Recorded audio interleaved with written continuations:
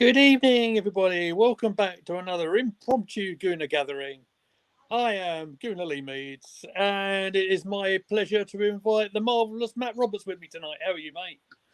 Hello, everyone. I'm good, thank you. I'm just a bit relaxed and ready to go and ready to rock and roll. Fantastic. I didn't know we were doing a song performance tonight. Rock and roll, eh? Fantastic. It's one of my favourite genres. But yeah, so this is a little bit of a impromptu stream. You probably can hear the voice of my little girl in the background. I'm on daddy duty as well. So if I disappear very, very quickly, you'll probably know why. But we've got a couple of bits we want to get into. Matt is our resident expert with the ladies game. I'm sure we've got plenty to catch up on, Matt, because we haven't seen you since the Manchester City game, right? Yes, so just to start off with, it ended up being a 2-1 loss in the end. Chloe Kelly and Lauren Hemp scoring the goals. Rafaela Souza scored for Arsenal in the second half, but the damage was done. It kind of felt very bit tippy because we're sort of similar situation as the men's. We were just not getting the points. No one was able to score or score consistently, and it's just one of those issues that we're having at the moment. Luckily, we've had a bit of an international break at the moment, so we've had England playing in the Arnold Clark Cup, current holders of that. For those that don't know, played on Tuesday. Tuesday night. No, Thursday night against Korea. Korea, yes, I saw this one. And it was 4-0. Yeah. Alessia Russo was on the score sheet. Georgia Stanway with a goal, with a penalty. Chloe Kelly, I believe, was also on the score sheet, and Lauren James as well on there as well. Then we moved on to Sunday's game against Italy. Had to remember that one because I did see them in the Euros against Belgium, funny enough. No, it wasn't. It was against Iceland. And it was 2-1 in the end with both Rachel Daly getting on the score sheet for England and Italy getting a consolation. But it was a very entertaining game of football. And where did Rachel Daly play in this one, mate? Was she playing at left back or centre forward? Up top. She's playing up top. Yeah. It's an interesting one with her. I don't think I've seen it much in the game as general. Someone playing up front one week and playing full back another week.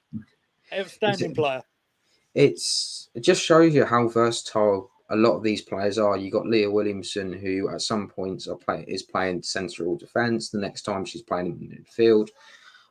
Kira Walsh actually had a stomach bug, so that was one of the reasons why she missed the Korea game. But she was back and she was able to play in that game on Sunday against Italy. They now have the opportunity to go and win. Claim that I would call it like it almost feels like a mini shin pad, almost as if someone said to Jack Grealish, "Can we borrow one of your shin pads to make a trophy out of it?"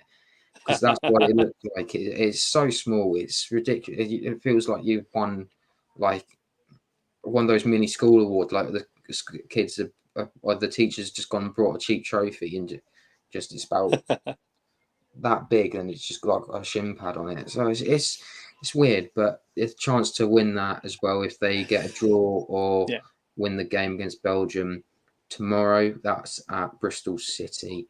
So it was another opportunity for the Lionesses. And just to complete the Lioness news, the women also had an under-23 match and they were at Prenton Park. I was lucky enough to be there and they ended up beating Belgium 4-1. And one of our favourites, Anna Patton, currently on loan at Aston Villa, scored one of the goals. It was a fantastic header. She's getting really good at the moment with her heading at the moment. And if she comes back next season and she decides to stay, she's going to be solid as ever. And I'm looking forward to hopefully seeing her back in the red and white.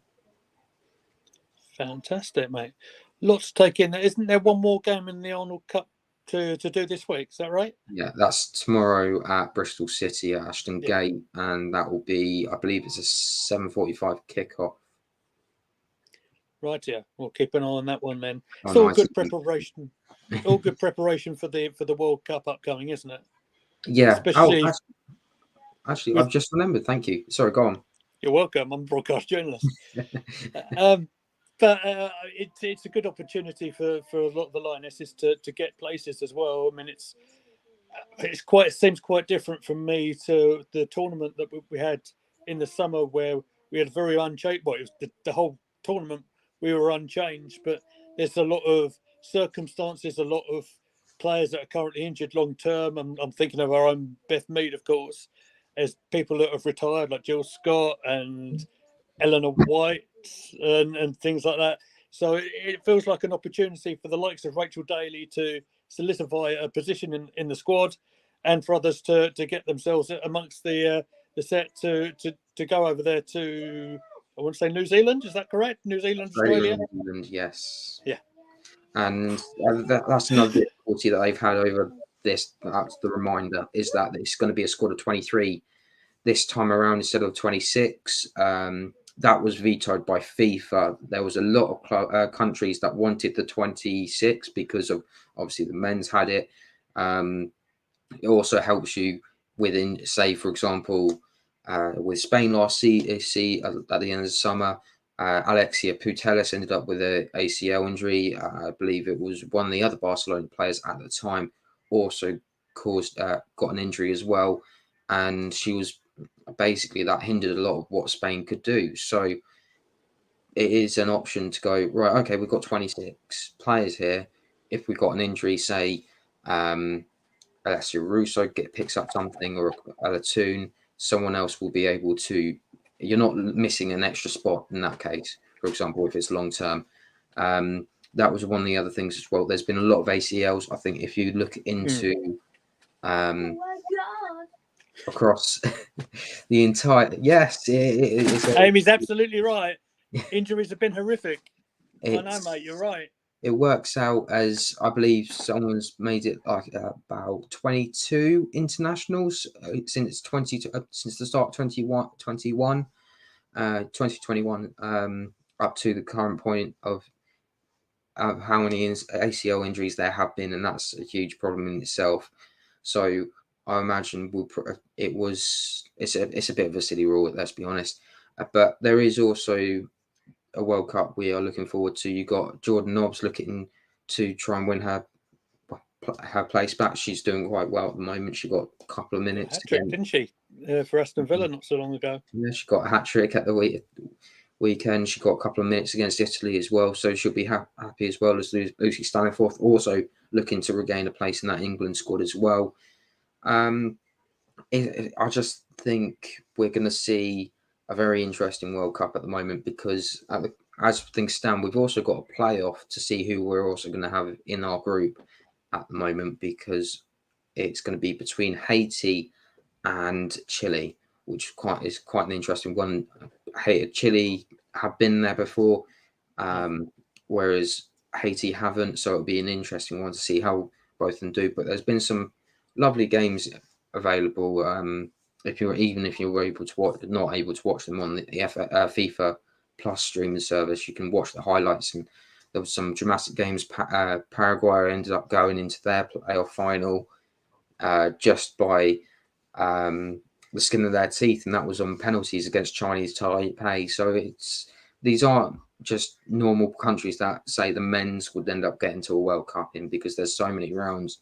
It's all up for grabs, and it's a huge opportunity to represent your country at any level. And for a lot of these teams, it will be their first. And just imagine some of those countries, if it say was to be Haiti, being that first team to represent your country at a World Cup. It's a huge honour. But also on some news, speaking of Australia, they also announced earlier on today that they are selling tickets for both sets of teams.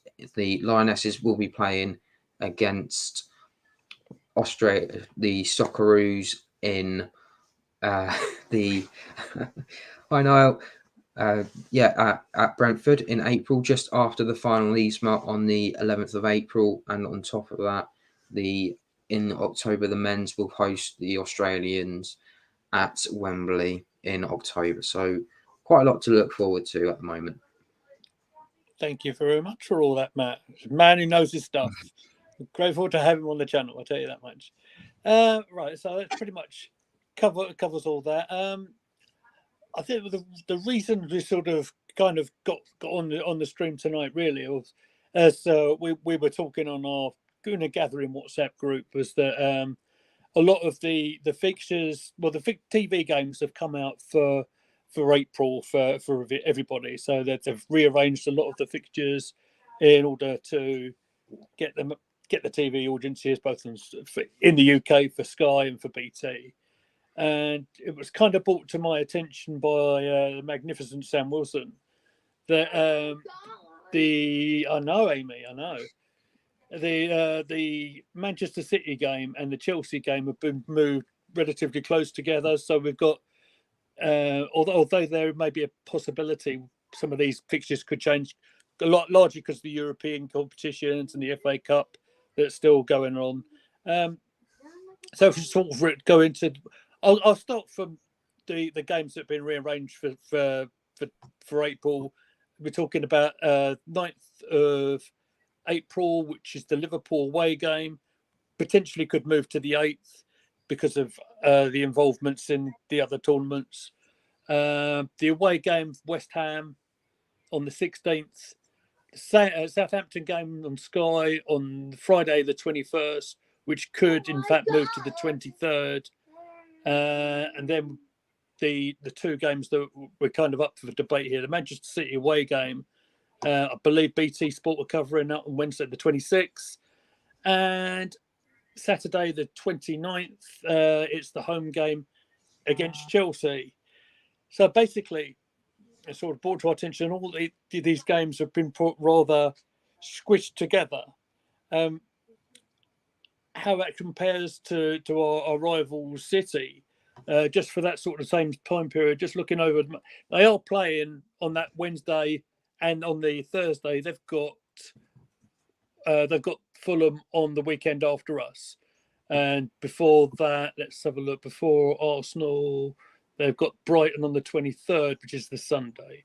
So, just your initial thoughts when Sam put the thing in our chat. What were your thoughts? I just thought, I was looking at it. Just the potential real issue was that the City and Chelsea games, they were quite close together to begin with, which is difficult. It's always difficult to get points off Chelsea to begin with. You don't know what they're going to be in potential. Well, it's nearly 2 months' time, but it could be a Chelsea team that's on top of the world, or it could be a team that's slowly crumbling at the moment, as we're seeing. But yeah, it's too difficult to say. But I would particularly look at the Southampton fixture as well, with that being a Friday night at the moment, also being a home game. Although Southampton's quite easy to get there and back to, not a problem. That Friday game would be a real issue in itself. For fans, it's complicated because as well Southampton do have their time. They could be there's a potential for them to have a new manager balance. They've got something to play for as well. You can even look at further fixtures down. West Ham aren't in the best of form at the moment. Liverpool are very up and down. Last I heard, they were winning 2-1 against Real Madrid tonight. They're not. It's 2-2 2-2 now. Okay, so yes, Junior scored an equaliser in the 36th minute. I haven't got it on. I don't have the BT Sport coverage. I've got Sky Sports News in front of me right now.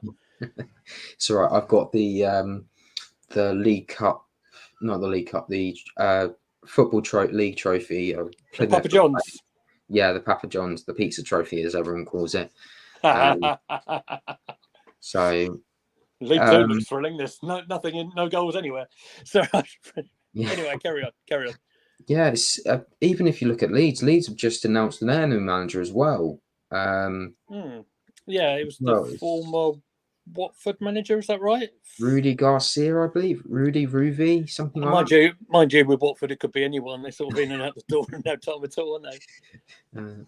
So yeah, fair enough. Okay, so yeah, I mean, as I said, there is a lot of variables in this subject. Of course, Yeah. you talked about the Southampton game being on the 21st. The day before that, on the 20th, that's penciled in for a European game anyway. Yeah. So that's why it's kind of up for debate. And It will obviously, depend on who we get in that draw as well, because that draw is going to be on Friday. So indeed, it's difficult to say realistically who's going to be in that draw. So from what I'm just going to have a quick double check. well, Who, as you're checking, I can tell everybody that the fixtures for the tie that we are going to be in will be played. This in March. It's on the 9th of March, and the return is on the 16th. So yeah, that's where so that sort of falls after the Bournemouth game in the Premier League at home. So who are the potential opponents that we are looking at for that stage? I believe this is all because of the playoff. We Yeah. could potentially end up playing Sevilla. It's all between Nantes and Juventus. It's 1-1. Same with Midtjylland and Sporting. Yeah. Monaco are leading their leg against Leverkusen 3-2. Union Berlin and Ajax is 0-0. Roma are currently 1-0 down to Salzburg in their leg. So Shakhtar Donetsk and Rennes is Shakhtar winning that 2-1 at the moment. But bear in mind, all these games are to be played tomorrow, and then you've got the game against Manchester United and Barcelona, which is currently 2-2. Yeah, absolutely. So it's not like imagine if Barcelona go to Old Trafford and end up getting Arsenal in the next round. It's almost like we come out we've done the easy stuff. We managed to have a break, and now we've got to play Barcelona. And actually, if I'm right, Barcelona are top of their league at the moment, so it's not going to be easy at the moment. Although they've had a really bad game of it, and bearing in mind Robert Lewandowski likes to score against Arsenal as well, and the games against Bayern have been no kidding, are you? It's thanks. I kind of erased that out of my memory, but thanks for bringing that up. You're absolutely right, though. We just kind of make it his hobby, so we kind of hope we don't bump into it. But European competition, it's always, especially later stages, especially the quality of teams that you've just mentioned there, particularly whoever comes out of Man United versus Barca. I mean that's a heck of a fixture. Whoever gets that. So it's this Europa League, sometimes much maligned. I tend to call it the Europa League when sometimes how I feel about it. But the quality's right up this year, and it's going to be good. It's going to be interesting to see all that and how we sort of adapt our side, being that we're the position that we are in currently in the Premier League, to how we adapt to that. It's an interesting and quite unique situation for us at this stage, and pretty much it's been such a long time since Arsenal domestically have been doing so well in the Premier League.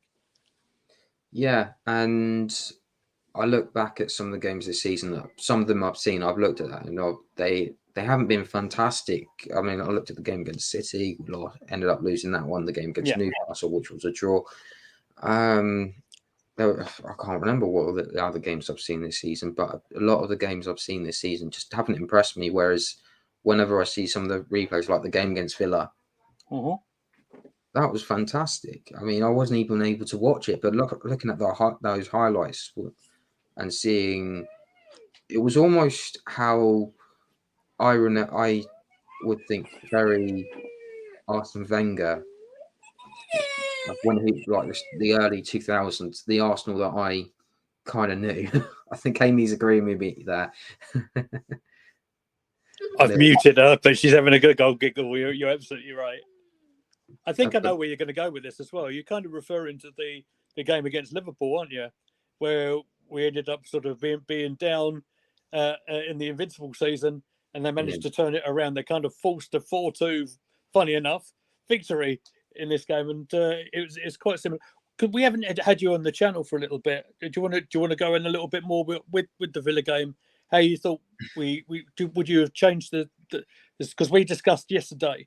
Yeah, we might have had a couple of changes in the lineup anyway, and just generally how your feelings during the game might have gone from, oh goodness me, not this again, to okay, we're back in it. Oh, come on, please. I mean, look, it made me lose my hair, for goodness sake. I mean, it's a bad time for me at the moment. But so yeah, just your thoughts from Saturday, mate. As I mute and just make sure my little girl's doing okay. Yeah, no, it's fine. I'll be back on screen in just a second. That's fine. So when I was looking at the team news, it was kind of expected, if I'm honest. It had a game midweek against Man City. We needed to pick ourselves up and just be able to make sure that we learnt from our mistakes in a way. Potentially the game against City, 3 goals that we conceded, and they were all our own mistakes. It wasn't Man City who made them pave their own way, if you like. And I felt like obviously some sort of rotation was going to be on the way.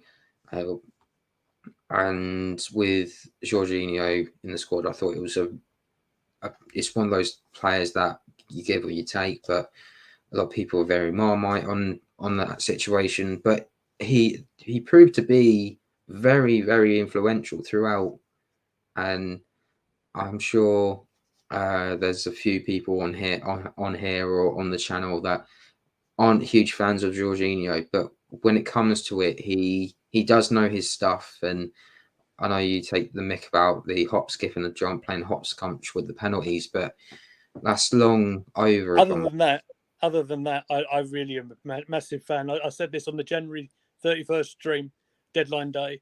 I thought, other people would have disagreed with me amongst our panel as well, and a lot of the fan base. But I thought it made a lot of sense as a transfer in, certainly for giving us a bit of an experience cover with the, and it's proven, isn't it? With Partey being out at the moment, I would say there's sometimes a little bit of a question mark on when our friend Xhaka, who, in fairness to him, had a bit of a better game on Saturday as well. And the fact that Elneny had been missing in action for quite a little while, we'll get back to Elneny in a bit. I thought it made an awful lot of sense to get him in for decent money. It's that experienced head that potentially could get us over the line. Hopefully, that's what I'm hoping for. It's a low gamble as well. You look at it, obviously he's won loads of trophies for Chelsea, and a lot of people will say that they might still hold a grudge. Obviously, the first game against Chelsea that Mikel Arteta had, it was Jorginho that ended up scoring the goal. He shouldn't have been actually playing, and if people do remember that game, because he actually should have been sent off. I think he should have got a second yellow, if I remember rightly. Yes, I remember that very well.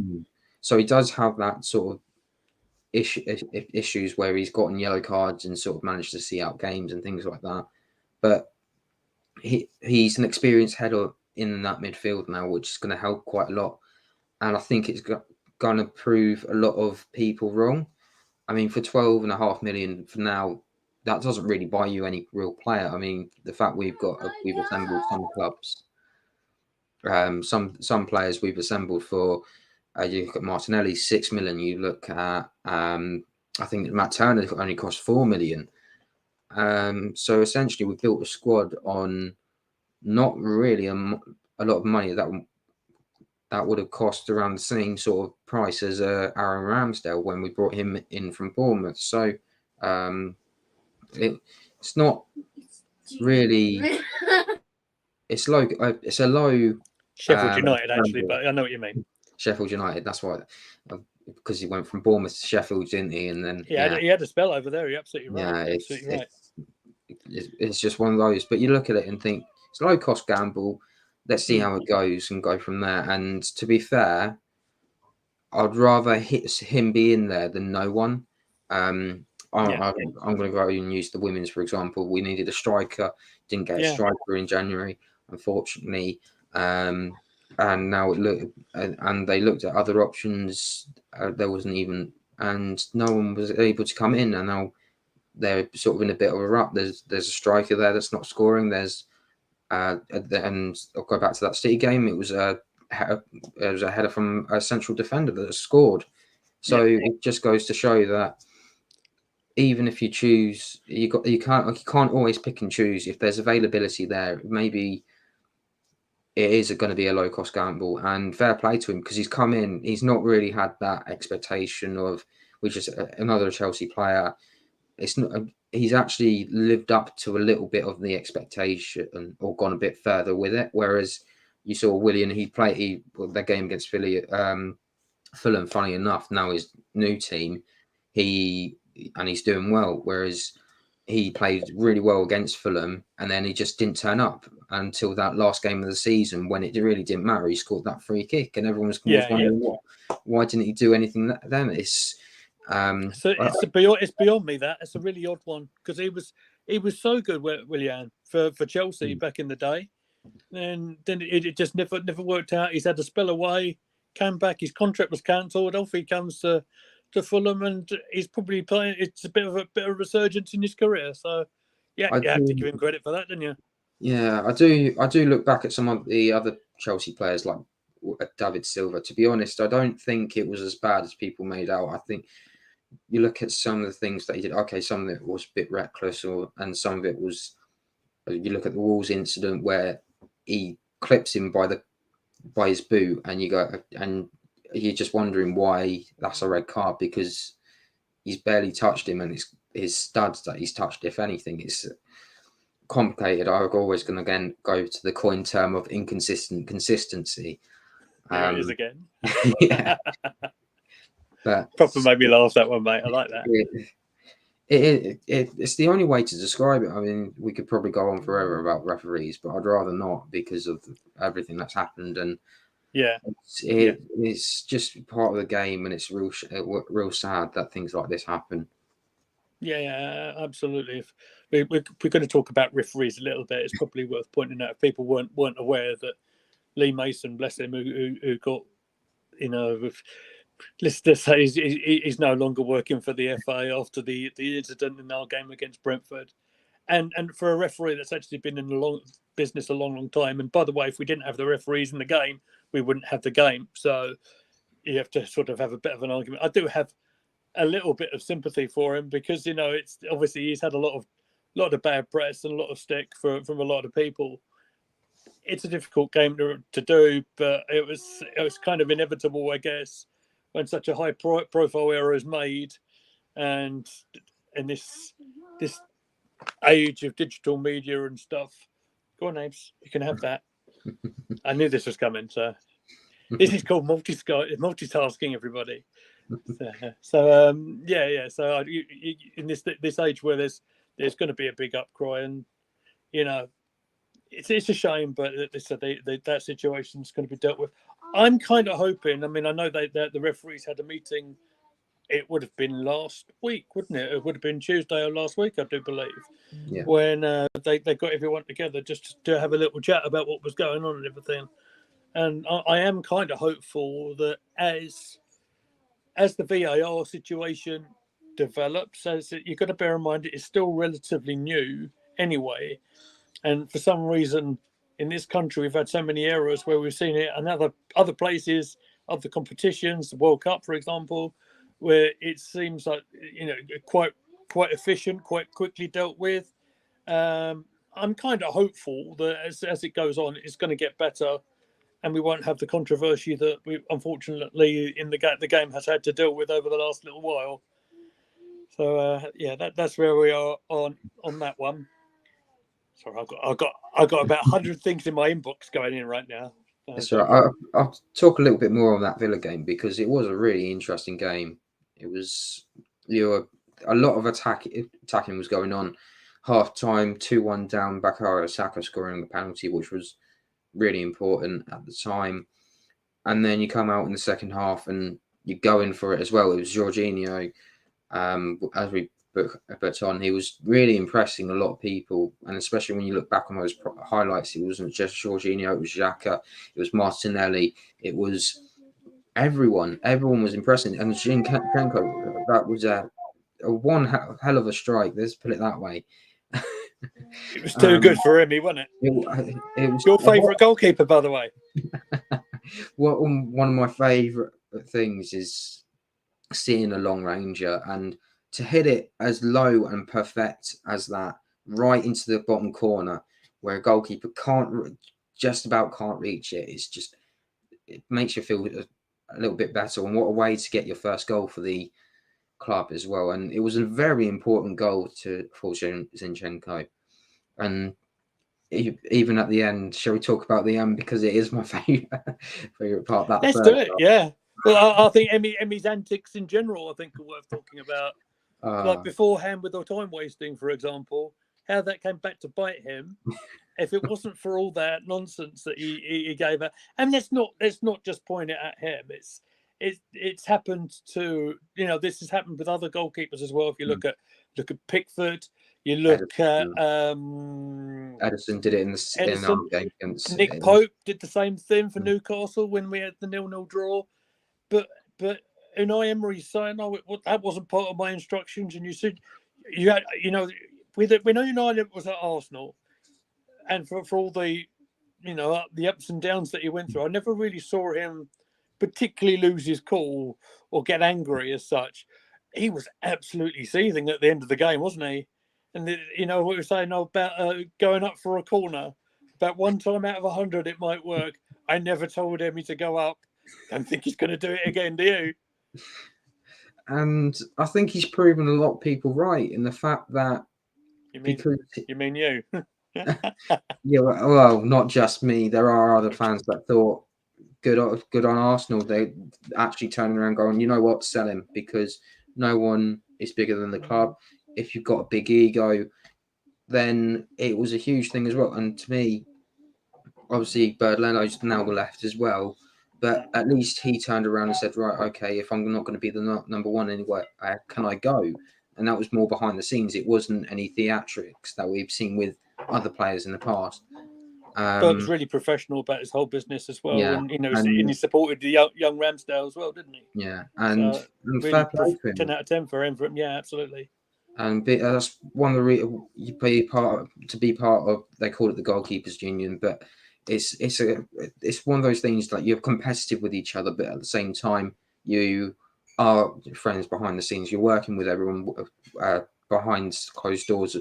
You might end up doing things behind the scenes, like you might decide to go out for a walk, or you might invite them to go dog walking with each other, just to get be able to get that friendship up and about. And the goalkeepers that we have as well, and I've seen a lot over the past couple of years.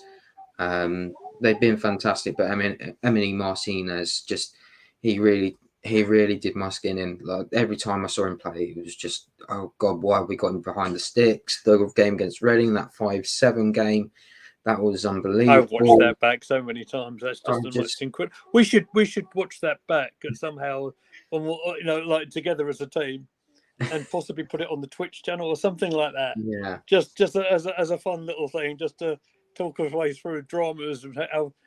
And some of the most extraordinary games that I've actually seen. Poor old Emmy. It's just one thing. Every time I saw him, it was like he was conceding. I believe the stats rely on him being at least a goal per game. So over his spell, which I believe was about 34, he let in roughly over half that amount of goals. So it would be, I believe it was 60 or 70 goals or something like that. It was ridiculous. And he was saying, well, a lot of that time I was young and things like that. But when you're letting in things like that, again, you look at somewhere like, no, he wasn't in, got the FA Cup final and things like that, where he's just wasn't a fan. And you look at it now and you've got Aaron Ramsdale, Matt Turner, two different personalities, but they get on really well. One's a really good number one, the other one's a good number two, and you've got really good competition for both. And that says a lot that both of them are in the international setup as well. But let's just talk about that Jorginho strike, because that was fantastic as well. Funny enough, it was outside the box as well, and it was struck fantastically. And the fact it hit the post and smacks him in the face and goes in, the commentator couldn't contain himself. He thought it gone out to safety, but it was almost like, is it the butt? Oh, it's in. Yeah. You know what? I would love someone to take that clip with the commentating and put some music behind it, either a Benny Hill or the little dink or something like that, or a bonk or something like that. Yeah. Even the Titanic music behind it or something like that. It would be so funny just to don't even tempt me. And let's have a look. What's the Devil? Okay, so guys, have Arsenal got what it takes to win the league? Are they the best, or are the big teams not having a good season? Is Arteta the manager to take Arsenal to get the title? That's an interesting question. That's an interesting one. Do you want to go first, or? Okay, so yes, I think Arsenal have got what it takes. They've been playing the football well enough to do it. It's the best chance that we've had in a title race, like for a long old time. Yeah, I'm old enough to remember the last time we did it, and I had a lot longer hair then.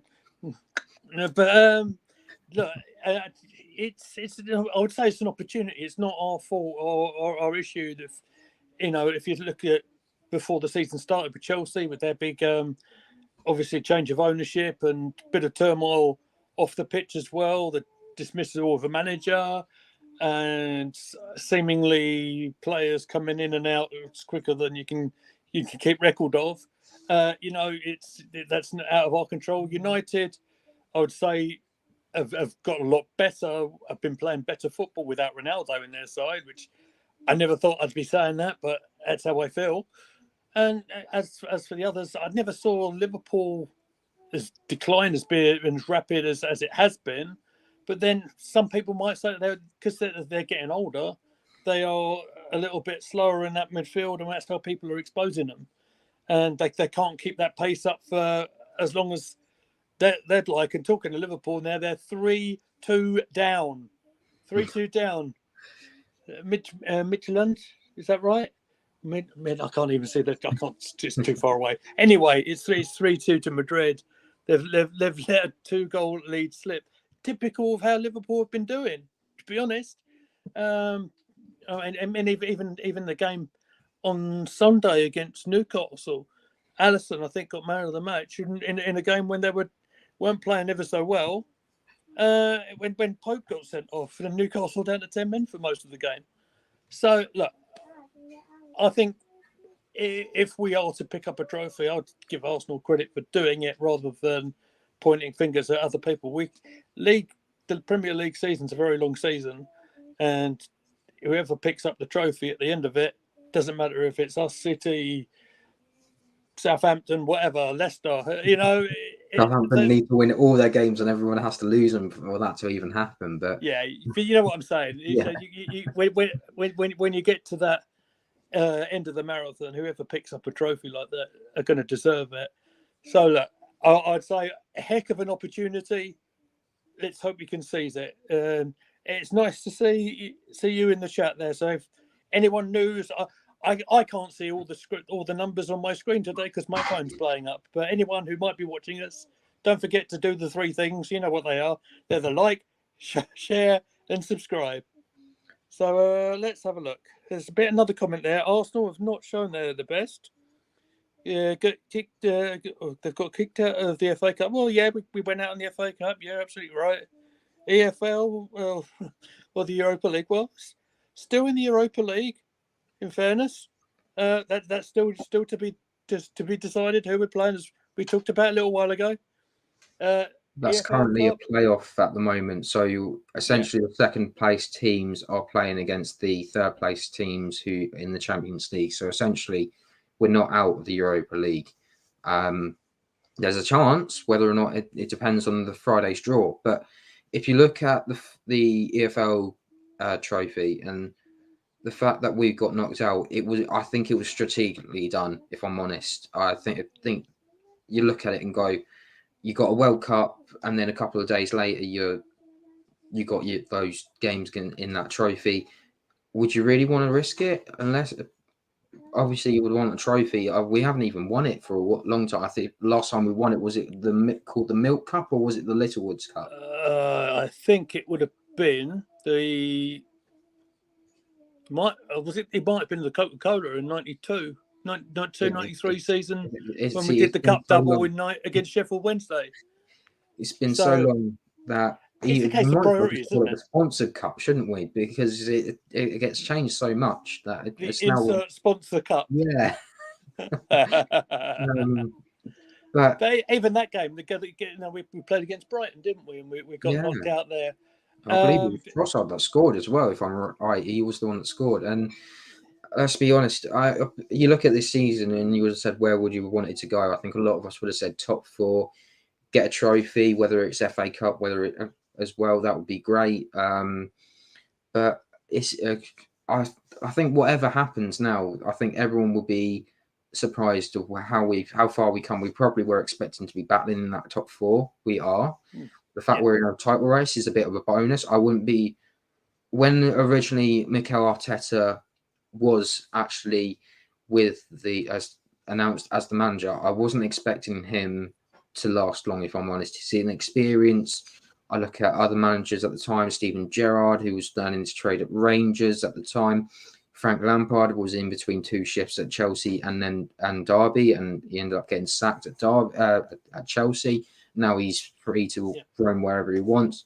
But it's difficult to say how he's worked better than anything else. Has it been the fact that he's worked under tutelage? He was doing his coaching managers under Arsene Wenger. Has it been the fact that he's also been the number two for Pep Guardiola as well? So he's learned the Johan Cruyff philosophy along with the Arsene Wenger philosophy, and he's almost merged the two with like a very fluid attacking and sort of at times solid foundation. Yes, okay, Red Devil, you mentioned that it's crunch time. Last 5 games, lost 2, won 2, drawn 1, and 15 games left. Yes, but this is the other thing as well, is that while United and City have been up and closing the gap, it isn't just a closed horse race. United have got themselves back into it, and fair play to him, because there's an opportunity now that United can go and do something that they haven't done in a while. They're in the final this Sunday as well. There's the first time they've done that for a while. So congratulations on that front. Good, best of luck to you. It's the first time since Van Gaal, I think, for United. Yeah, that was that 2017 one, but I will not talk about that final because I was there. If I speak, let's just say that. Okay. Yeah, it's like, honestly, I think it's been so open. Even if I look at back down on that relegation scrap, you've got Southampton winning against Chelsea, you got Everton beating Leeds. It's just Everton beating us. It happens in the league, doesn't it? This season is almost as if everything has been turned up on its heads. You've got teams going up and down the league every 5 minutes. You've got some fun. Brighton. Who would have thought Brighton would be right near the top as well? And the fact they're in that top 10, you would have thought there's a chance that they could be playing Europe next season. You wouldn't have thought that at the start of the season, and it's fantastic to see. A lot of the last couple of years, I've looked at the league and gone, this is becoming a bit boring now. You've got only 2 people going for the title. And then you've got everyone else trying to get into that Champions League spots, and then you get the usual relegation candidates. And there's about 6 of them this time. There's about 8 or 9 that potentially could go down, and it's fantastic to see.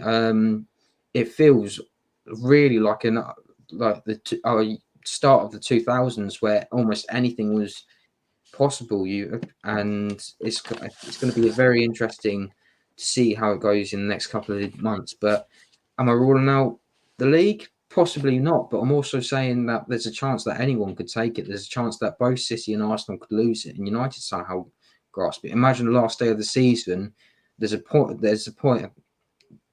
between all 3 teams, and imagine that a 3-horse race. Anything could happen, couldn't it?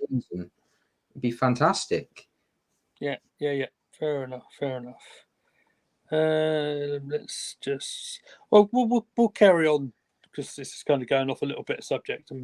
But we talk about Premier League and being so open and everything. Look, I'm looking at the next game, and I think that's how everyone should do it. Next game, then the next game, then the next, right?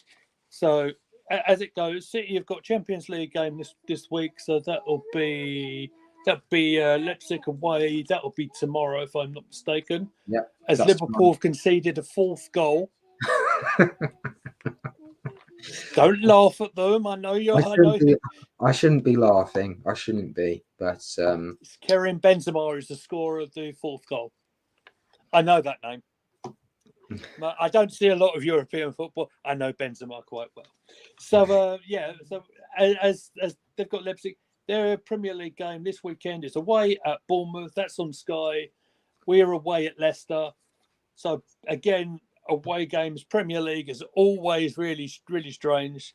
So anything can happen.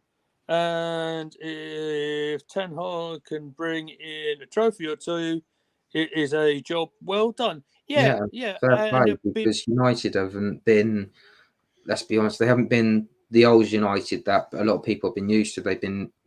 I'm going to be a bit harsh and say they've been a bit lucky to manage to get into the Champions League at times when they realistically shouldn't have. But they're taking everything in their stride, and Erik ten Hag is a fantastic manager. And the fact that it didn't work towards the start, but it tells you what you need to know when you need to give a manager time. I know Red Devil, you mentioned Graham Potter as well. There's a chance that he could get sacked, but imagine what would happen if these owners gave these coaches and managers more time to be able to implement what he wants. Effectively, Chelsea are saying that they don't have a striker anymore because they're not using Aubameyang, as we well know. Obviously, shame. No love that lost there, but I always go back to that promo as well that he did for BT, and he really did not want to do it. If you look at the behind the scenes, I know. He was given producers to do it. I know that. It just makes quite interesting viewing. I put a little video of that of the Aubameyang demise on my TikTok, so just for laughs and giggles. But as Red Devil was here, do you know what? There's 2 players I do want to mention, as we're kind of chill, and very much as per normal, everybody. I've got a fixture list in front of me. Look, you can see it there. That's literally all I've got. I have no notes. I have an open book, so I literally can go off anywhere. If I'm going to talk with Red Devil in the chat, it's definitely worth talking about the form of Marcus Rashford, and it is back to his absolute scoring best. Even if you go back to the fixture against us at the Emirates, he was fantastic in a losing effort for them. But he's carried on scoring, he's carried on his form going, and it's kind of hard to believe that a player that was in that sort of form now was sort of in and out of an England side. It's great for him to see how he's got that potential to become one of their one of the best in their squad. It's also nice to mention Jadon Sancho as well, who after his long period of unspecified absence, I won't go into that too much, but he's come back into the United side after the last couple of games and got himself back on the goal trail. So it's nice to see him back on track, if you like. It's not just that as well. You look at it as well, and it gives Gareth Southgate even bigger headache, because effectively you need to use Harry Kane up front, and Marcus Rashford has done fantastically, and I was just looking, he has been playing more up top, which I think personally, I never saw him as a wide player. I always saw him as a striker. So it always bugged me that he was out on the wing doing things and then cutting in to shoot and things like that. Okay, it works sometimes it does, and sometimes it doesn't, but fair play to Rashford and fair play to Jadon Sancho. They've got back on track, and there's a chance now that they're going to be England internationals if they carry on with their form. Problem is with United, they've got a very thin squad. Without Casemiro, Arsenal won the battle. Still, we hit 2. One more injury. But see, it's going to be one of those that we wait and see. And as well, it's very interesting to see that with United up at sale at the moment, as well as Liverpool at the same time, a lot more interest has gone into United, bearing in mind that there's a lot more that needs to be done in the case of United than Liverpool, and Liverpool stopped putting their club up to sale because they know that there's more interest in United at the moment. Yeah, absolutely. I think there's only really sort of one other thing I really want to cover just briefly, because I need to get my daughter ready for bed very soon. So we'll just sort of try and keep this one really brief. Love that getting back to Arsenal business and everything. Mohamed El-Neni, we kind of feared we might have seen the last of after his last injury knock. He lost seen on the training field going down with a knee injury, which has actually ruled him out of the season, I understand. But he's signed a 1-year extension today, so he's going to be back at staying at the club for another year. Just your thoughts. This could go either way, but this is I kind of gathered by your facial expressions there. But well, this is what this channel's about. Go ahead, Matt. Your thoughts, and we'll get to the comment in a minute. I was honestly hoping that it would be that at the end of his contract, he would turn around and say, "Okay, enough is enough. I'm going to leave." Just mainly because he needs to go elsewhere and be playing somewhere full time. He needs. Okay, he might be settled in London, but there are teams out there like Crystal Palace or I'm trying to think of other London-based teams. West Ham would potentially he'll be able to fill in there a little bit more, and that would help quite a lot. But for me, it doesn't really make sense if he's out for the end of the season. If let's say it's an ACL injury that he's out for 9 months, so that would take him up to I guess October, November time, if I'm right. So even then, it's difficult for him to, I suppose, get a club in that sense. But then again, I suppose the club's sort of covering themselves as well as himself. So fair play to the club, but not a player that I'm very enthused about. Yeah, I'm very content to be on the bench and be, hey, if you need me, let me know, sort of thing. But at the end of the day, he does that role quite well. But I look at someone like a Sambi Lokonga who needed game time, and he's now not getting game time because he's out, obviously now gone out on loan. It's just a real shame, to be honest, because that now means that there's going to be a huge reinforcement. Does he have his place in the squad next season? Is the question. If we say we do get another midfielder in that we're expecting, it will be difficult, I would say, to say where he exactly plays or when he plays. Does he come in for the cup games just to give that little bit of a respite for the other players? I'm not enthused. I'm not really happy about it, but it is what it is. If they think it's the right thing to do, just by making sure that he's there and available when needed to, then fair play. And yeah, it's been a long time since we've seen an El-Neni goal, and maybe that might help change the attitude a little bit. Not really renowned for his goal scoring. No, I think I recall him scoring was in pre-season. So, but I think here's the case with El-Neni. As a squad player, I think he's handy to have. I think it's unfortunate he's picked up a bad injury. I don't know if it was because of the injury that they've triggered the year extension. Therefore, if you think about it, if he's on injury rehab, no one's gonna sign him, are they? Be realistic until he's fully recovered. That might even be this sort of time next year. So we're looking at the January window next season, right? So one thing I will say, El-Neni, I think, is probably doing at this stage, as well as getting back and recouping and stuff, is that he's been doing a lot of stuff with the under 23s. He's been doing his coaching badges alongside Rob Holding and Xhaka. Just off memory, I saw a little documentary thing. Cedric Suarez was doing it as well before he's gone over to Fulham. So perhaps it's kind of a goodwill gesture for the longest serving member of the Arsenal squad to just keep him on the books.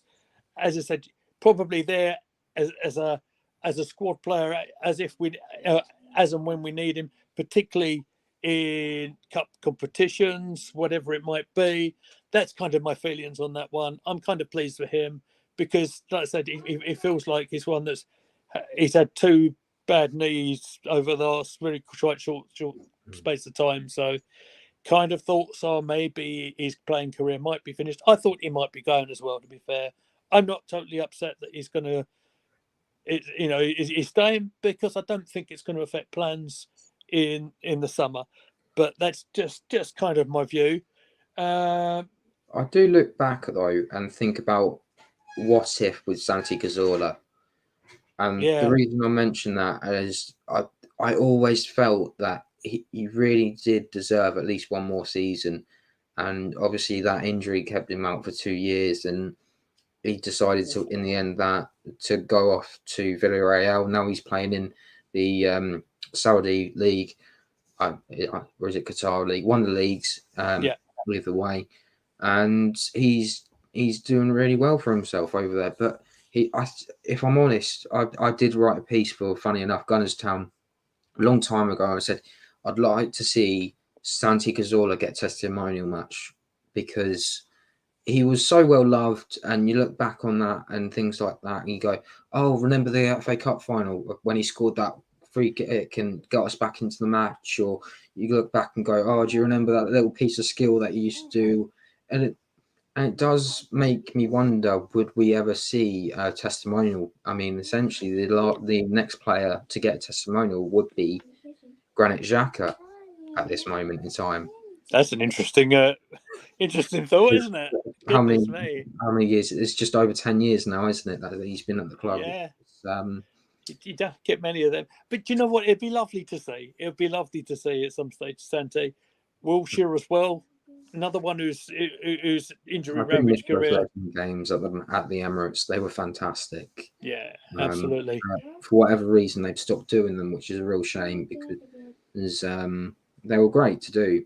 It's just a shame they're not really doing them anymore. Do you know the reason behind that? Probably, Matt, is the fact that there's so much going on, but that you wouldn't have seen many anywhere really with the COVID situation and all the seasons being sort of condensed into sort of funny old blocks. That's kind of what we were talking about with the fixture list and how that's all fallen about, because I think they're trying to get to a finishing point so they can have a proper good rest into the next season. So, but yeah, we'll see where that goes.